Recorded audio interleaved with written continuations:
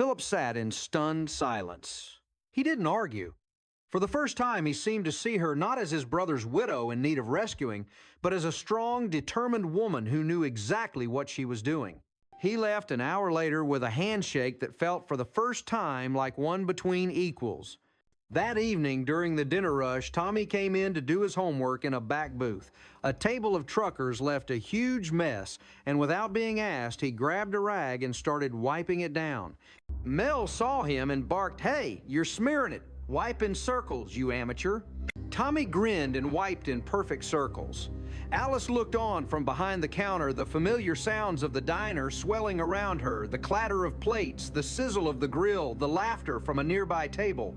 She watched her son trading mock insults with her grumpy boss, and a profound sense of peace settled over her. This was her life. It wasn't the life she had planned, but it was the one she had built, and it was beautiful, and it was more than enough.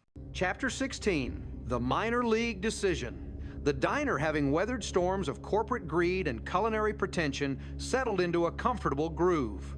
The greatest challenge on any given day was Mel trying to figure out the newfangled cash register his mother had insisted on buying for him. It was a time of simple shared happiness, particularly for Jolene. Her relationship with Buzz had deepened into a steady, loving partnership built on shared laughter and mutual respect. The ghost of Waterley Stuckey had been well and truly banished.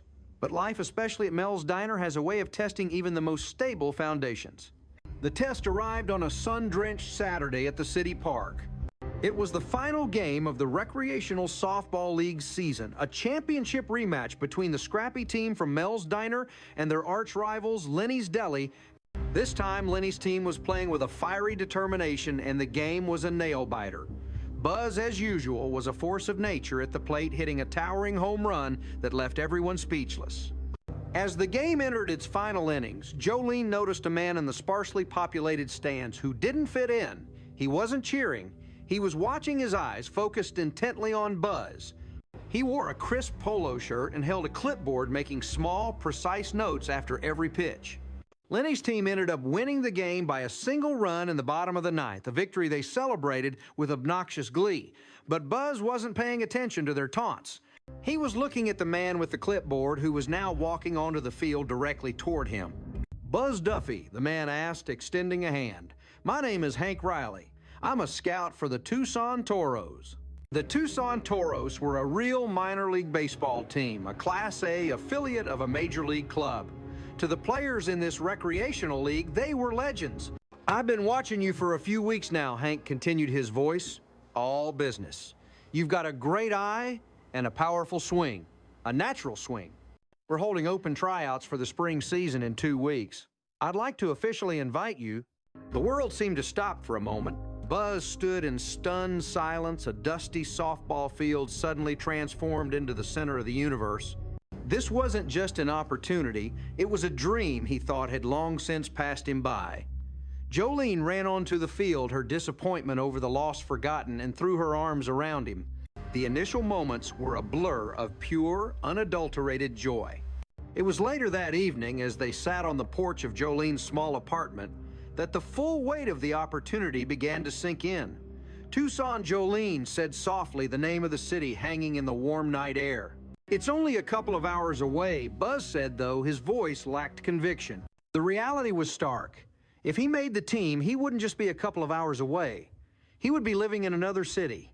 He would be on the road for weeks at a time, traveling on buses to small towns all over the Southwest.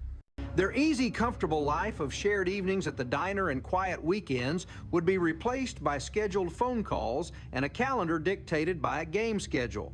Their relationship would become a long-distance one. A cold knot of fear formed in Jolene's stomach. She had finally found a man who wasn't intimidated by her strength, who celebrated her victories, who made her feel safe. The thought of that changing of the comfortable intimacy being eroded by miles and time zones was terrifying. She wanted to be supportive, to be the kind of partner who encourages a dream, but her own fear felt like a betrayal of that support. So she said nothing, plastering a bright, encouraging smile on her face. Buzz was fighting his own battle. This was his last chance, the dream he'd carried since he was a boy. But the thought of pursuing that dream meant leaving the best thing that had ever happened to him. The joy of the offer was now tangled with a profound sense of guilt. Jolene sought advice from her friends at the diner. Vera, a hopeless romantic, was enthralled. "Oh, it's just like in the movies. Absence makes the heart grow fonder. You can write him letters every day. You can knit him a sweater with his team logo on it." Alice Ever, the pragmatist, offered a more grounded perspective. "Long distance is tough, honey," she said gently. "It takes work, and more than anything, it takes honesty. You have to be able to tell him you're scared. Hiding it won't help either of you." Meanwhile, Buzz was getting advice at the counter from Mel and Earl. "Go for it, kid," Earl boomed, slapping him on the back. "A man's got to chase his destiny. Reminds me of the time I almost went pro in bowling. The pressure was just too much, you know." Mel, surprisingly, was more thoughtful. He wiped the counter with a rag, his back to Buzz. "Look, kid," he said, his voice unusually low. "I'm going to tell you something. Regret is a lot heavier than a suitcase. If you don't go, you'll spend the rest of your life playing the what-if game. And that what-if, it's like a poison. It'll get into everything, including your relationship. You got to take the shot. The real question is, what happens after?" Jolene, taking what she thought was Alice's advice to be supportive, went too far. She began to push him her encouragement bordering on insistence. "You have to go, Buzz. You can't even think about not going. Don't worry about me. I'll be fine. We'll be fine." But Buzz, mired in his own guilt and insecurity, heard something else entirely. He heard a casualness, an ease with the idea of him leaving. He heard her pushing him away. It culminated in their first real fight, a tense, unhappy argument filled with misunderstandings. "It sounds like you can't wait for me to leave," he finally burst out. "How can you say that I'm just trying to be supportive of your dream?" she retorted, her voice choked with hurt tears. They spent the next day in a miserable, silent truce. Alice, seeing their pain, finally stepped in. She sat them down in a back booth after the diner had closed, placing a cup of coffee in front of each of them like a peace offering. "Okay," she said, "no more talking about it. Just talk to each other. For real this time." With Alice as their reluctant mediator, the walls came down. Jolene, tears streaming down her face, finally confessed her fear. "I'm not scared you'll make the team, Buzz. I'm scared you'll leave and the distance will just break us. I'm scared of being alone again." Buzz reached across the table and took her hands. "And I'm scared that if I go, I'm choosing a dream over the best thing in my life.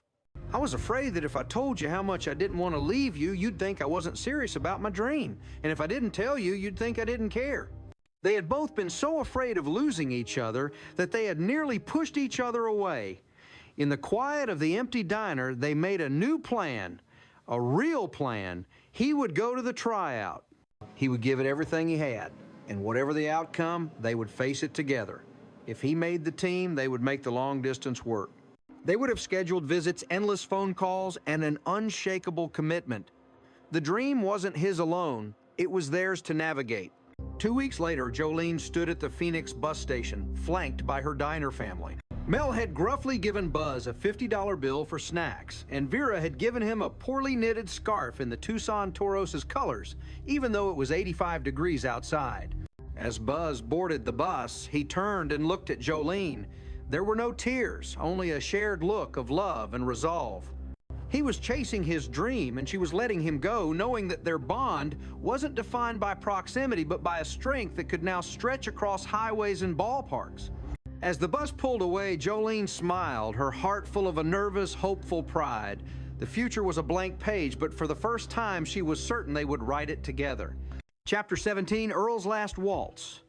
The triumphant return of the diner's soul brought with it a period of sustained and unfamiliar tranquility. With no landlords to fight, no food snobs to fool, and no minor league dreams hanging in the balance, the days at Mel's fell into a rhythm governed only by the coffee pot and the clock on the wall. It was this very placidity that made Earl's sudden change in behavior so glaring. It began subtly. He started leaving half a piece of his morning Danish uneaten, a culinary crime so profound that Vera immediately assumed he was suffering from a terminal illness. He began carrying a shoe-shine cloth in his jacket pocket, and Jolene caught him secretly buffing a pair of worn patent leather shoes under his counter stool. The most telling clue, however, was the flyer he kept pulling from his wallet and staring at with a mixture of longing and terror. It was for the annual Phoenix Senior Showcase and Dance Competition. His friends were concerned. Their attempts to uncover the source of his distraction were met with a grumpiness that was epic even by Earl's standards. "What's with the shiny shoes?" Earl Alice asked casually one afternoon. "A man can't take pride in his footwear," he snapped quickly, hiding the shoes under the counter. "Are you feeling all right?" Vera asked her, face a mask of worried sincerity. "You seem pensive." "I'm not pensive, I'm hungry." "And your pestering is ruining my appetite," he retorted before paradoxically ordering a second slice of pie. The mystery was becoming unbearable. Unable to stand the suspense, Vera and Jolene enacted a plan of amateur espionage. The following afternoon, when Earl left the diner an hour earlier than usual, they followed him, keeping a safe distance in Jolene's car. Their surveillance led them not to a doctor's office or a secret rendezvous, but to a slightly run-down community center with a sign that read Starlight Dance Studio. Peeking through the large, dusty window, they saw a sight that made both of their jaws drop. There, in the middle of the polished wooden floor, was Earl. But it was an Earl they had never seen before. His usual stoop was gone, replaced by a ramrod straight posture. His movements, usually a slow, shuffling gait, were fluid and precise. He was leading a woman through the intricate steps of a Viennese waltz, his expression one of intense, focused grace. He was magnificent. They waited until the class was over and confronted him in the parking lot. He was so startled he nearly dropped his dance bag. Cornered and flustered, he finally told them the story. "Years ago," he began, his voice softer than they had ever heard it, "my wife, Martha, and I, we were dancers. Amateur champions. It was our thing." He looked off into the distance, lost in a memory. "After she passed, I packed the shoes away. Didn't seem right to dance without her. This competition, it was the first one I even thought about entering in 20 years. A tribute to her, you know." "Was that your partner in there?" Jolene asked gently. Earl's face fell. That was Estelle. "And she was my partner, past tense. She called me this morning. Slipped on a wet floor at the supermarket. Broken ankle. He kicked at a loose piece of gravel. The competition is in a week. It's impossible to find a new partner now. I'm withdrawing. Guess it just wasn't meant to be." He turned to walk away, a portrait of lonely disappointment. But the waitresses of Mel's Diner, fresh off a victory against a corporate giant, were not about to be defeated by a broken ankle. Back at the diner, they presented the situation to the group. "He can't give up," Vera insisted. "It's for Martha." But who's going to be his partner? Alice wondered aloud. It takes years to learn those steps. Jolene was too tall. Vera, while enthusiastic, possessed a level of clumsiness that could be considered a public safety hazard on a dance floor. Alice had her singing gigs every weekend. They were out of options. Well came a voice from a corner booth. "I used to be able to cut a rug in my day." All eyes turned to Carrie Mel's mother, who was sipping a cup of tea with a mischievous twinkle in her eye. "During the war, I was a hostess at the USO. You learned the waltz and the foxtrot right quick if you didn't want your toes crushed by a lonely sergeant." The solution was as brilliant as it was insane. Carrie would be Earl's new partner. Mel, who had been listening to the whole exchange with growing horror, nearly choked on his coffee. "My mother, you want my mother to go dancing cheek to cheek with him," he sputtered, gesturing wildly at Earl. "Absolutely not, I forbid it." "Oh, hush," Melvin Carey said, waving a dismissive hand. "It's for a good cause, and it might be fun." And so the most unlikely partnership in the history of Phoenix ballroom dancing was formed. The diner, after closing time, was transformed into a makeshift studio. Earl, the patient but demanding instructor, tried to teach the steps to Carrie, who was surprisingly light on her feet but had her own very specific ideas about artistic interpretation. The rehearsals were a study in beautiful, chaotic contrast. There were moments of breathtaking grace when Earl would lead Carrie through a seamless turn their movements, a fleeting echo of their younger selves. These were followed by moments of pure comedy as Carrie would try to add a flamboyant cha-cha move to the middle of a formal foxtrot, much to Earl's perfectionist horror. Mel appointed himself the disgruntled coach, sitting at a booth and shouting unhelpful advice. "You're holding her too close, Earl. Leave room for the Holy Spirit." And my mother, he'd yell, "Carrie, pick up your feet. You look like you're mopping the floor." The night of the senior showcase arrived. The community hall was a riot of sequins hairspray and the faint scent of liniment. Earl in a tuxedo that smelled faintly of mothballs, and Carrie in a shimmering blue gown she hadn't worn in 30 years, were a bundle of nerves. When their number was called, the entire diner crew sitting in the front row erupted in cheers. They walked onto the floor, took their positions, and as the first notes of a classic waltz began to play, they started to dance. It wasn't perfect. Carrie missed a step, and Earl, with the instinct of a seasoned partner, smoothly turned it into a dramatic, unchoreographed dip, which earned a gasp and then applause from the audience. They weren't the slickest or most technical couple on the floor, but they were the only ones who were genuinely smiling, dancing not for points, but for the pure, unadulterated joy of it. They didn't win first place. That honor went to a perpetually tanned couple named Stan and Dolores, who danced with the grim precision of military robots. But as the awards were being announced, the head judge called for attention. This year, she announced the judges would like to present a special discretionary prize for the performance that best embodies the spirit of dance. The award for most heartfelt performance goes to Earl Ballantine and Carrie Sharples. The celebration back at the diner that night was legendary. Earl, glowing with a happiness that seemed to have erased 20 years from his face, placed his small, shiny trophy on the counter right next to the Best Ensemble plaque. He put a dime in the jukebox, selected a slow, sweet ballad, and formally asked Carrie for one last dance.